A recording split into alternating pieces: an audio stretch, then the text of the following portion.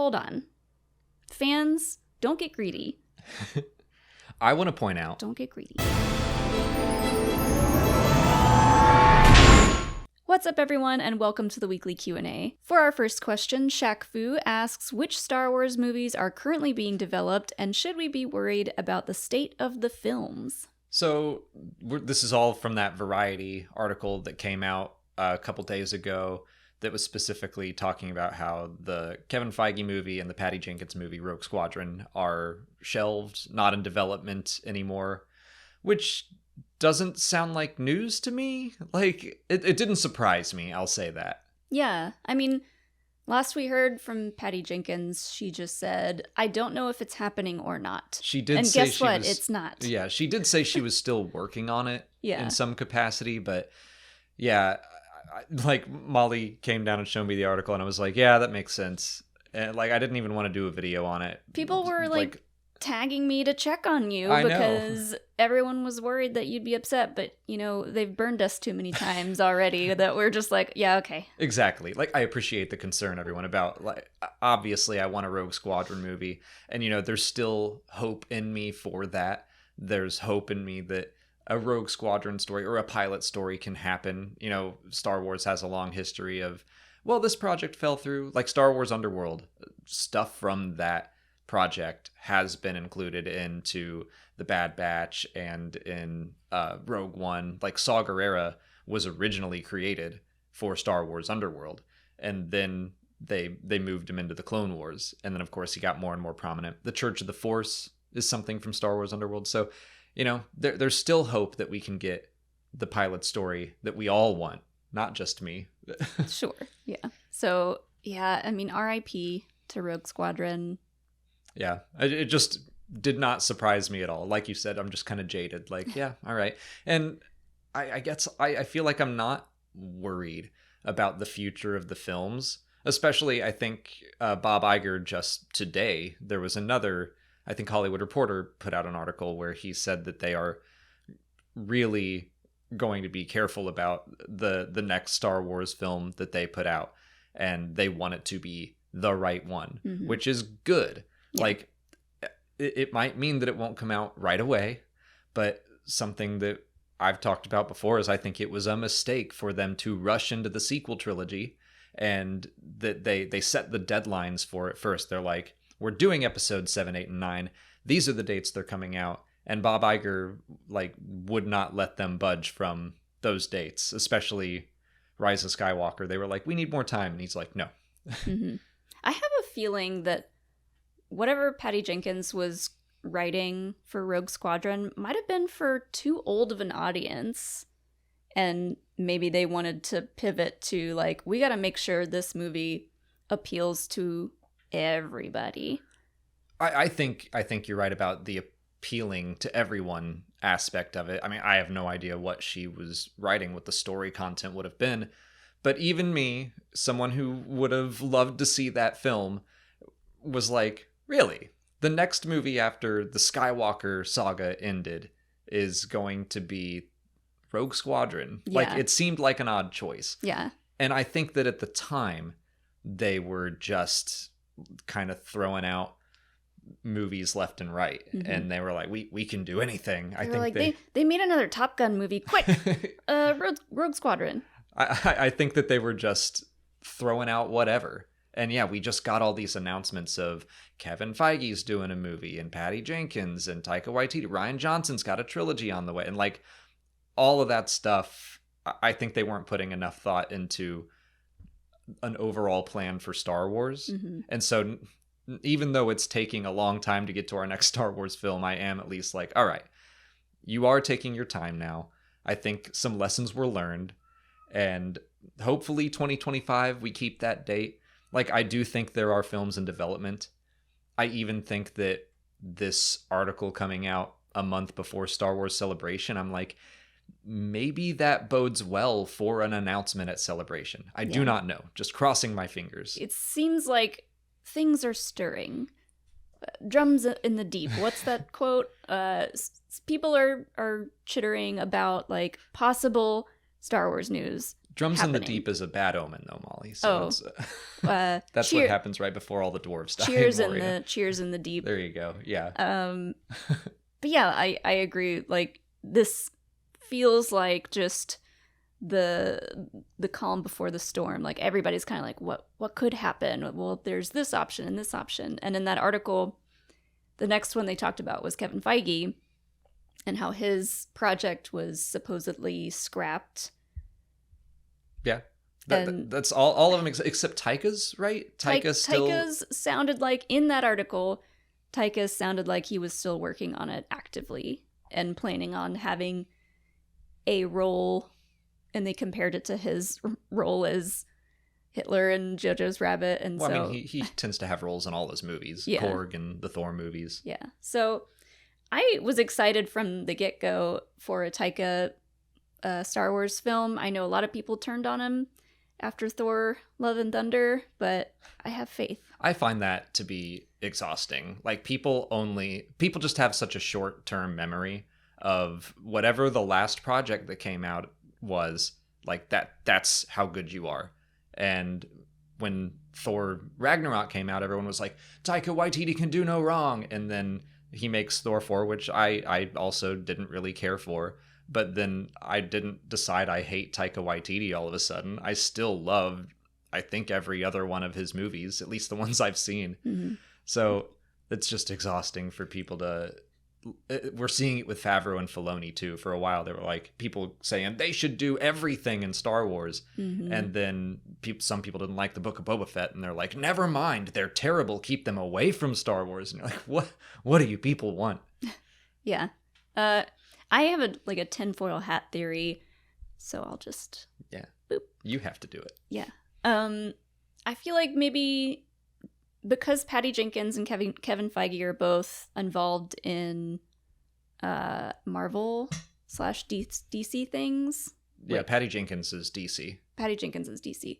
But now that James Gunn has his hands in both of those pots, like, him coming in to shake things up, he could have been like, look, we need to concentrate on the 19 plus Marvel projects in development and who knows what for DC.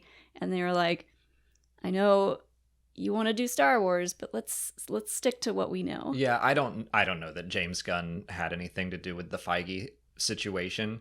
I do think that, I mean, I was surprised when Feige said he was going to do a Star Wars movie. I was like, when? Like, when do you have time to do that, sir? Your hands are full.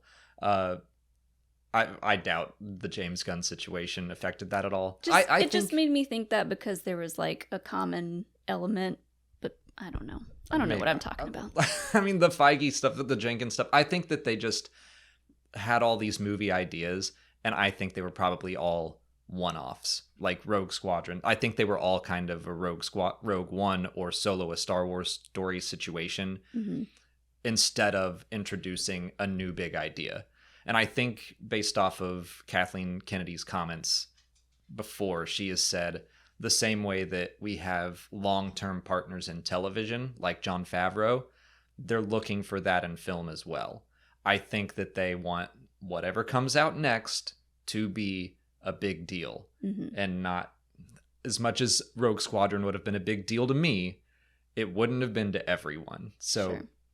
If they're going to announce at Celebration, again, no idea, fingers crossed, but if they said Knights of the Old Republic, we're doing a trilogy of Old Republic films, like, that feels like a big return of Star Wars to cinema, mm-hmm. more so than Rogue Squadron would have. Yeah, and there's still the David Lindelof project that has been talked about, and he was supposedly writing for the director that worked on Miss Marvel, which I really enjoyed that. So I don't know. I think that would be a fun duo to work together. Yeah, to go back to the original question, it sounds like the Taika movie is still potentially happening, and I think that the Lindelof stuff, again, that's all just rumors, but we've heard about it so many times that I'm thinking whatever they're working on, I think they might be the people who are long-term partners that mm-hmm. are going to really flesh out something new and big for Star Wars films to do. Yeah. it's exhausting talking about all these rumors when we're I so know. close to Celebration. Yeah. And like, maybe we'll get something at Celebration. If not, we'll all be sad. Will wants to know if Satine took the Mandalorian Creed like Bo-Katan. I wanted to pick this question. It's something that we discussed on our live stream as well. It was brought up by Jane Dalton, who just completely changed my view on that one line that Bo-Katan mentions of, like, I took the Creed as a child and my father was proud because I didn't embarrass him.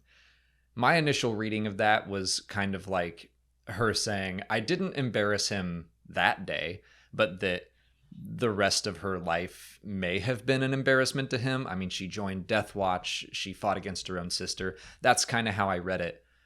But I think I preferred Jane's version of events. That, no, she took the Creed, Bo-Katan did, but Satine did not. She kind of pushed back against the old ways. Because if it's just theater, if they don't really believe this, why are we even doing it?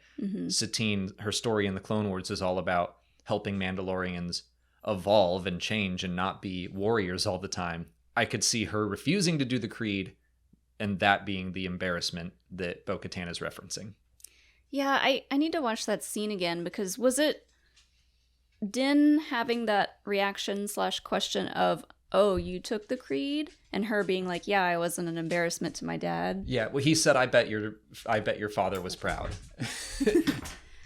Oh, hi, buddy. Oh. Hi.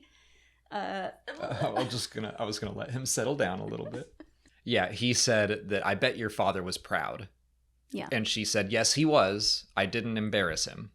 Yeah, I do like this theory, because as a fellow sibling of what am I trying to say? I have a sister. A fellow sibling of your sister, sure. Sure, yeah. I like the idea that there's a little bit of like sibling, not a little bit, a lot of sibling rivalry there, and then she still holds on to that, and she still thinks that she was the embarrassment, even though Bo-Katan did some not so good things. Oh, yeah, for sure. Like, Bo-Katan is straight up a war criminal. Katie Sackhoff, in those roundtable interviews that came out, that I watched on the Skywalker channel, Katie Sackhoff talked about how her sister was the politician and she was raised to be the warrior of the family. Like, maybe they just had these different roles they were expected to fill. So as the warrior, yeah, Bo-Katan would take the Creed. And it just tracks so much for me that Satine would not do that. And that would be kind of this first little rebellious thing of like, no, I'm not going to say these empty, hollow words about the ancient ways of Mandalore, especially when I think that Mandalorians should change and we should be pacifists and stop being warriors. And I'm really curious about their father now. Because either way, I think that, you know, someone embarrassed him, and I want to know where he fell on their conflict. Yeah. I also don't know when Bo-Katan joined Death Watch, so Satine and her push to make Mandalorians pacifist, and it wasn't just her, there was a big group that wanted that caused a rift and a civil war, and Death Watch was obviously on the violent side. So was Bo-Katan already fighting against her sister? Was Satine's father fighting against her, or was she fighting with her? Bo-Katan said that he died defending Mandalore, but I'm like, did he die defending the planet or the ideals that he wanted to defend? Yeah. It could mean a lot of things. Yeah. I love everything that you're saying, and it's a lot of really good questions. I would love for the next episode, because there's rumors that the next episode's pretty long, like an hour-ish. Let's start right off the bat with a flashback. Because now, okay, we've seen Mandalore and how destroyed it is. Let's do a flashback and see it in all of its glory. Get to know a little bit more about Satine and Bo-Katan and the parents and the royal houses and the Mythosaur. Like, they could...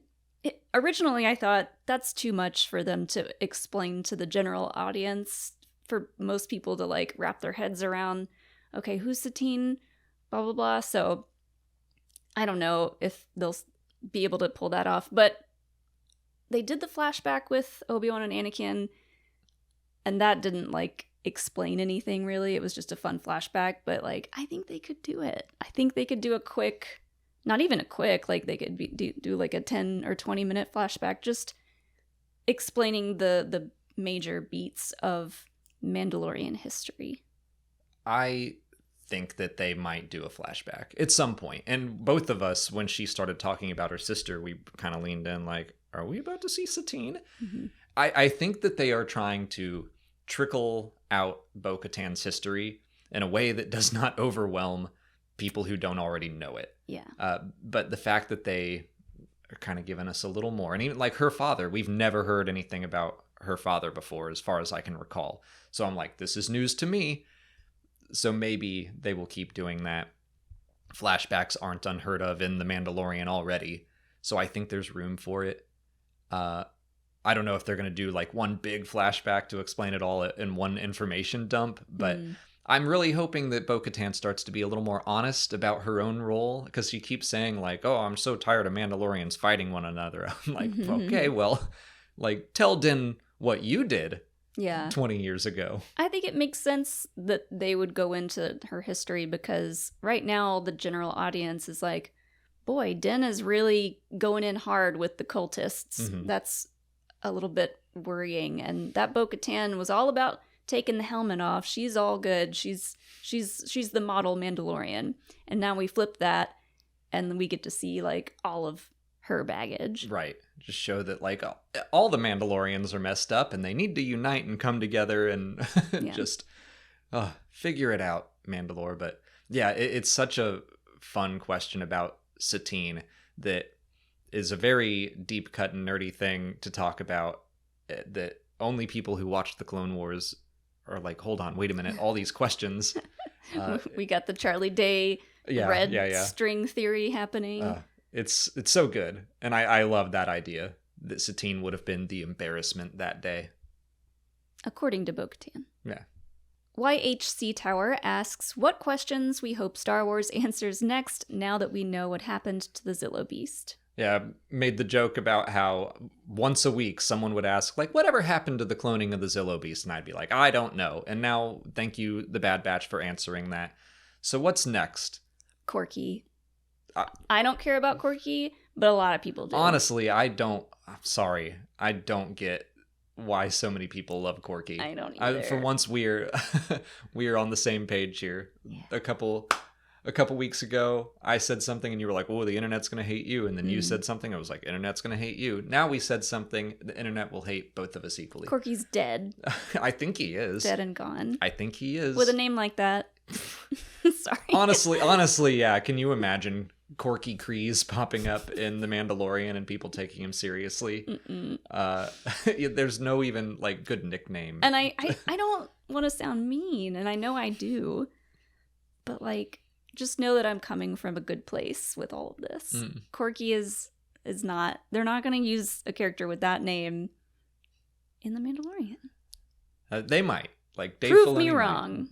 Star Wars. Filoni might. Maybe he changed his name because he was tired of using it. But yeah, I am Maybe surprised. Maybe he goes by Cork now, and he's like, that's not even. Is that cooler? Cool. My name's Cork. Call me Cork. I pop off. Okay, that's kind of fun. He sounds like he'd get along with Toro Calican. Yeah. Maybe that's when she's like, I'm the last of my house because Cork became an embarrassment and like ran off to be a bounty hunter. Everyone else is an embarrassment to Bo-Katan. Everyone but me is an embarrassment. But yeah, I think that he probably is not around. If she says she's the last of her house, I believe her. I also never bought into the whole, like, he's Obi-Wan and Satine's secret son. Like, no, I don't like that theory. No. Anyway, I do think that's a question that comes up a lot. Another Clone Wars question that comes up a lot is, where's Rada the Hutt? Oh, yeah. Where's Stinky? Where's my little punky muffin? Yeah. Rada is a name that isn't quite as embarrassing sounding. Compared to Jabba. Yeah, it's along the same lines. Now, if they bring up Stinky, I will be really impressed. That would be funny if like he just can't escape that nickname. Yeah. He's like, I farted one time, and now everyone calls me Stinky. He had an infection. He was sick. Yeah, I had a serious illness, and they called me Stinky, and now that name has followed me forever. And that's his villain origin story. Oh, well, see, that's the thing. I want, if they bring Rada the Hutt into our lives again, I want him to be good. Yeah, I do too. Like, I think that needs to happen. We need to see more good guy / good person Hutts. I agree. It would be nice to have that be the case. There were some legend stories about Rada that he was basically sent to Nal Hutta to learn. Just a quick explanation as to why we don't see him anymore. But we don't know anything in canon yet, so. Well, wasn't there a story about a Hutt in Mos Pelgo? Yeah. It's not Rada. Oh. They've made that clear it's not Rada. Boo. Well, that's going to be my headcanon until they do show us Rada. I think it was too young to be Rada anyway. Yeah, that's fair. The only other one that popped into my head was, I need to know if Garsa Fwip is okay. Or is she dead? Was she there? She could have not been there. They showed her looking at the bomb right before it went off. Well, maybe someone jumped in front of her. I don't know. She was such a cool character. Honestly, yeah, waste of Jennifer Beals.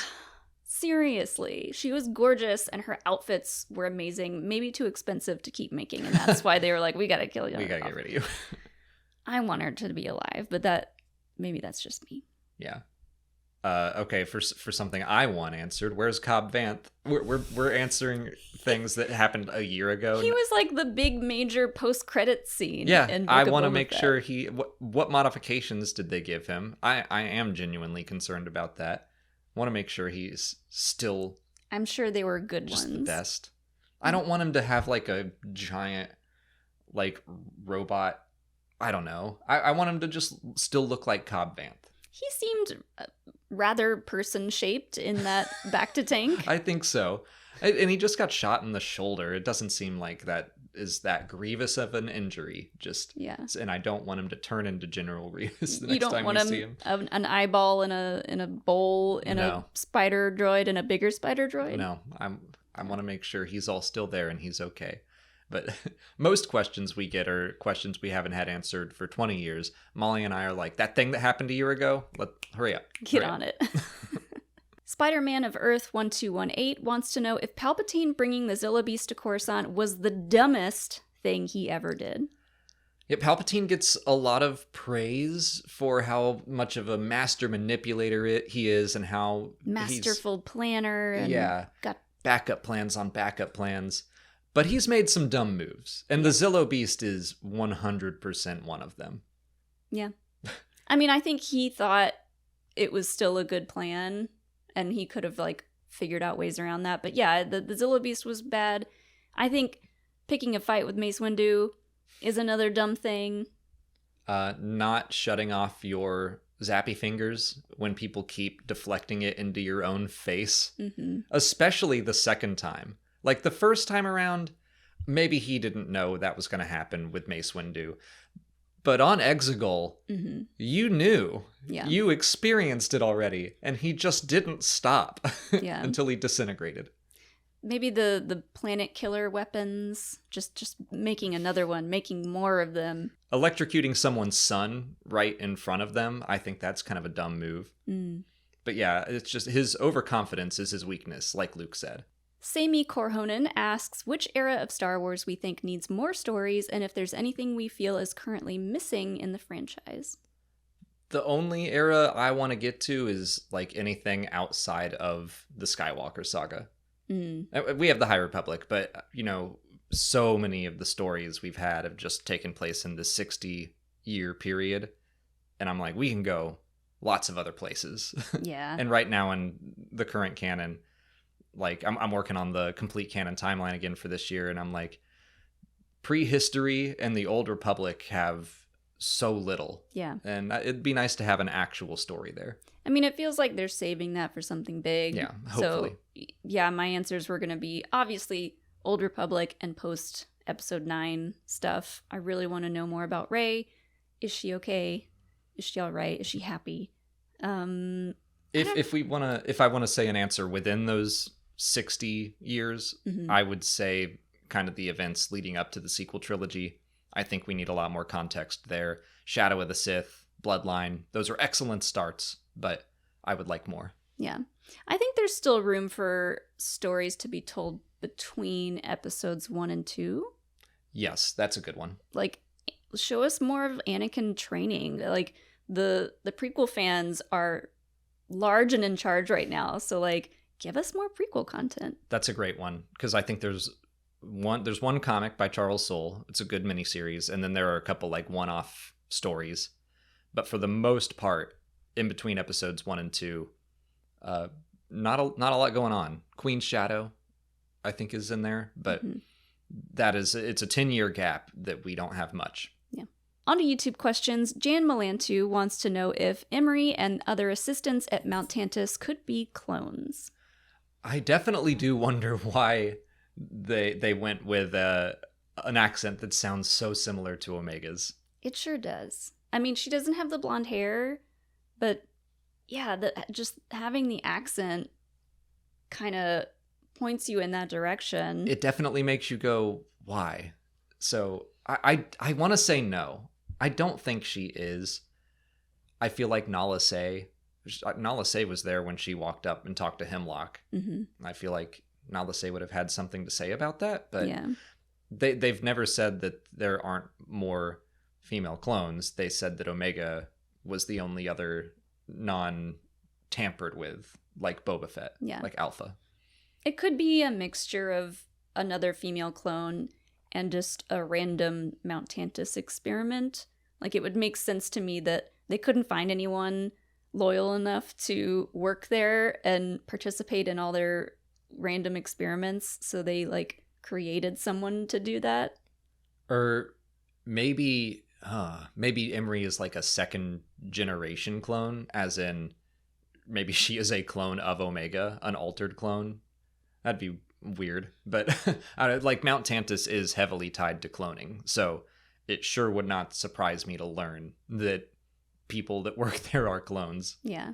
Ultimately, I think it's just a coincidence. I think so too, but it's a weird coincidence, and it feels like when they made that casting decision, they knew people would be like, what's going on here? Mm-hmm.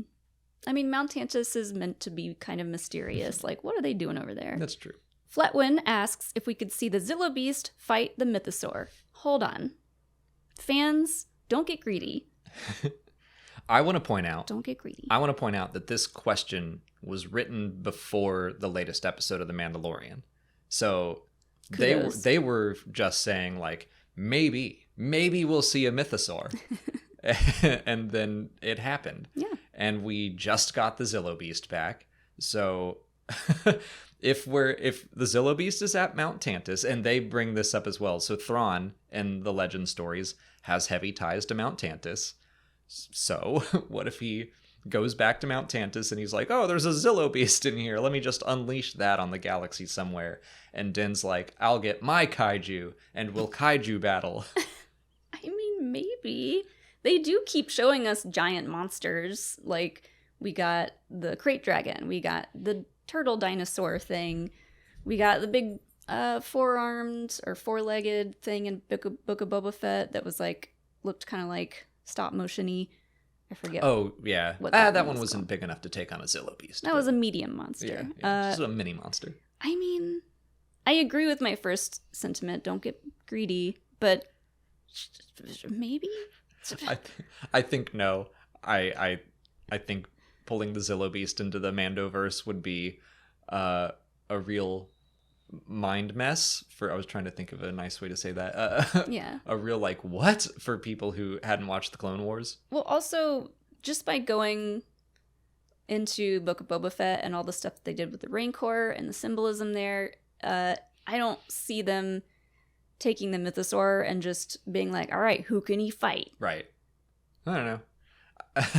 I don't think that's going to happen, but I just thought it was hilarious. I double checked the date and I was like, that was before The Mandalorian, so good timing. We got an inside source in there somewhere. Oh, yeah. I'll have to keep an eye on them. Leave your scoops in the comments. Armin Galusian wants to know what the differences are between Death Watch and the Children of the Watch. This is a good question. Yeah. I think they are absolutely connected because we saw a member of Death Watch taking Din away, and then the children of the Watch. I mean, I think that just sounds like an indoctrination tool for Death Watch. Yeah. Maybe just like a more intense sect. Yeah. I mean, the names are so similar. The basic ideas, I think, are pretty similar, but the children of the Watch just sound like they went all in on the traditions and being super old school with everything. So I think that is probably what it is. Because pre-Vizsla and all of Death Watch, they wanted to keep to the old ways. They were, like we were talking about Satine trying to make them all pacifist. They were the primary group fighting against that because they were like, no, we've always been warriors and we will stay that way.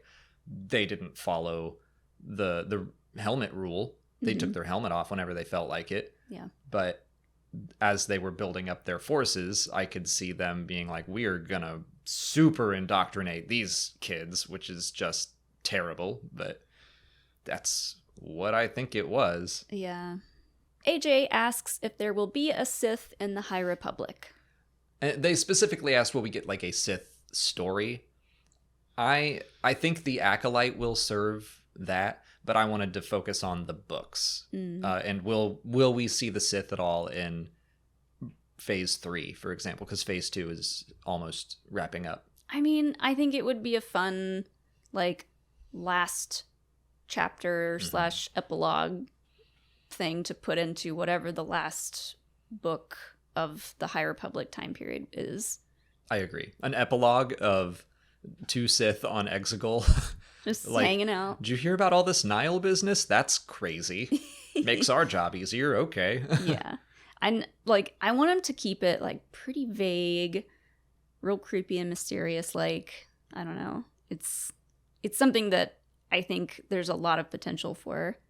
Yeah, I do not think they're going to be a major part of the publishing initiative. I like the epilogue idea, but I think they really wanted to separate the High Republic, and that's why outside of the Jedi, it's basically a bunch of new stuff. The Nihil, the Dringir, the Path of the Open Hand. I don't think we're going to see Mandalorians in this era. Yeah. Not because they're not around, just because they want this to feel distinct. And then in the future, as the era expands, we'll probably see, what the Sith were up to, what the Mandalorians were up to. I also think if we did an epilogue at the end of Phase 3, that could tie into the Acolyte. Because it sounds like there are Sith characters in the Acolyte. Yeah. And it could also tie in with Yoda and how he knows about the Rule of Two. Right. Because he's in the High Republic books and comics and stories quite a bit. So he could also have a place in said epilogue. Yeah. I think that the initial push, these first 3 phases of books and comics, were about making a new universe that felt, or a new corner of the universe that felt very different. And then as people continue to write in that era here or there, I think we'll get more and more familiar stuff. That's all the time we have for questions today. If you want to leave a question for next week's video, just put it in the comments below or sign up for Patreon to join our weekly Q&A discussion. If you haven't already, please like this video, subscribe to the channel. Follow us on Twitter, Instagram, Facebook, and TikTok. And as always, thanks for watching, and may the Force be with you.